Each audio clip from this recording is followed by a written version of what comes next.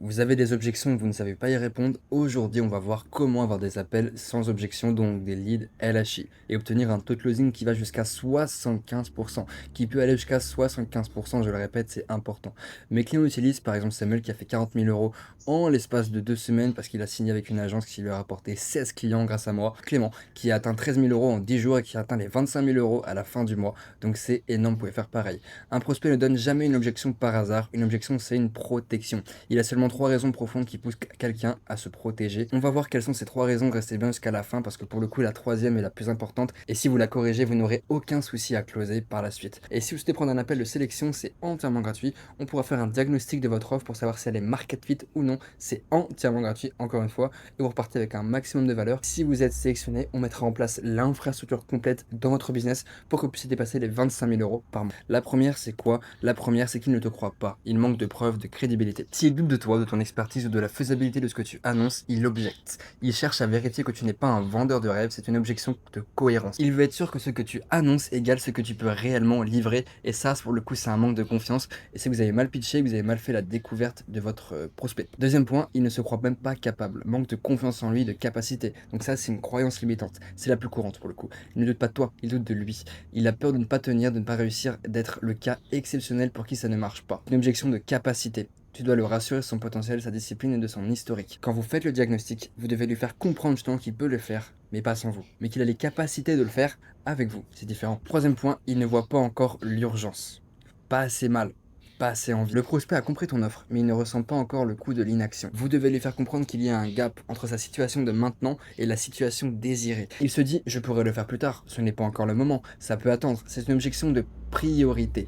Ton job, connecter son problème à une douleur réelle ou à un objectif important et lui faire comprendre que pour son objectif important, il y a un énorme gap et donc il ne pourra pas y arriver seul. Par contre, il pourra y arriver avec vous. Les objections, c'est un problème de perception, pas un problème de vente, un problème de perception.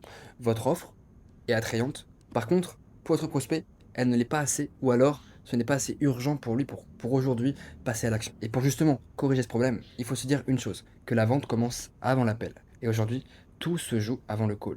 Il y a des milliers de concurrents qui sont prêts à prendre votre prospect en appel. Par contre, lui a le choix.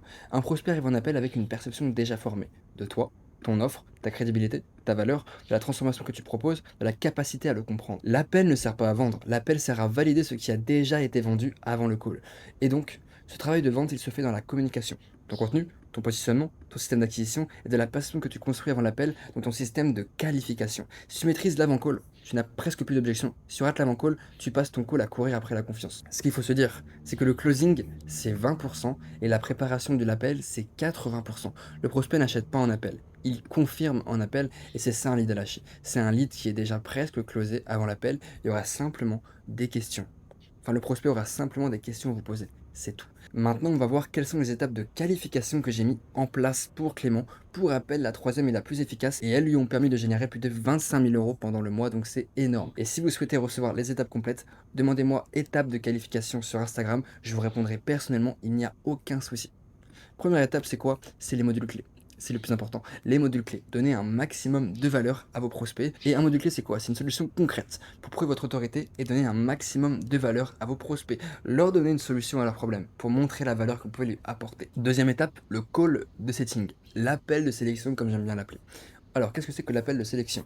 C'est le 20-80. C'est prendre connaissance de la situation en détail de votre prospect, approfondir sa situation. Ça ne sert pas à pitcher votre offre, vous ne donnez pas de conseils, et ensuite vous allez simplement renvoyer du contenu post-call pour que le prospect passe encore plus de temps avec vous. Plus il aura passé de temps avec vous, plus il sera enclin à acheter. Généralement, un prospect, avant d'acheter avec moi, passe à peu près 1 heure à 2 heures en contenu et en appel de sélection avec moi. Bien sûr, les deux combinés. Il passe beaucoup plus de temps avec le contenu qu'en appel, bien sûr, c'est logique. Ensuite, troisième étape, la VSC, la vidéo sales call. C'est le plus important pour le coup. Le but, c'est quoi? C'est vendre l'appel un maximum. Pour encore une fois, montrer votre autorité, montrer un maximum de social proof et présenter votre mécanisme unique pour lui faire comprendre que votre solution est la meilleure.